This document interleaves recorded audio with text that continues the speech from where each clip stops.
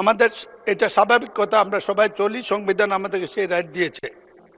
কুমিল্লা কালকে আমি ছিলাম, কালকে একটি দুঃখজনক ঘটনা ঘটেছে। একজন সরকারি কর্মকর্তা কাস্টমার নবী দেখার মতো তাকে সরকারি ডিউটি পথের মধ্যে কে বা কারে তারা হত্যা করে ফেলে দিয়েছে বাড়ি যাওয়ার পথে রাস্তাতে নেমে। আমি পুলিশকে যোগাযোগ করেছিলাম, বিষয়টি এটি। আমাদের সরকার গভীর তেল সংকটকে নিয়ন্ত্রিত করেছে, ইনশাল্লাহ মানুষের এখন আর অভিযোগ নেই।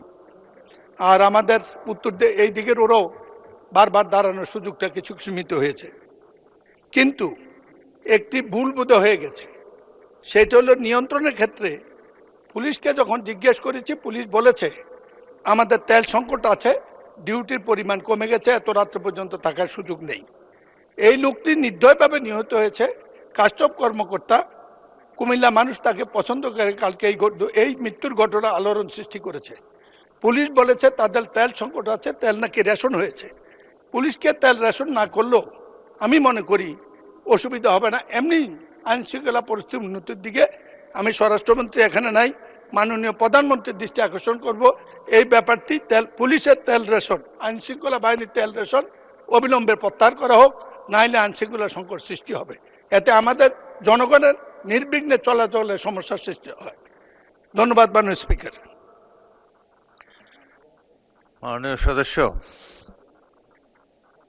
আচ্ছা, মাননীয় সংসদ নেতা কিছু বলতে যাচ্ছেন। মাননীয় স্পিকার, আপনাকে ধন্যবাদ। মাননীয় সংসদ সদস্য, আপনি যে কনসার্নটি এক্সপ্রেস করেছেন, মাননীয় স্পিকার, মাননীয় সংসদ যে কনসার্নটি এক্সপ্রেস করেছেন, এই বিষয়টি এরই মধ্যে আমরা অ্যাড্রেস করেছি।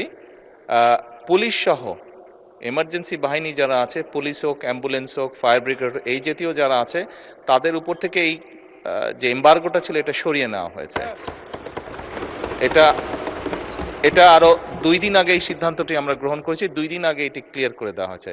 কাজে আশা করি ইনশাল্লাহ এই সমস্যা আর হওয়ার কথা না। ধন্যবাদ। ধন্যবাদ মাননীয় স্পিকার। ধন্যবাদ মাননীয় সংসদ নেতা।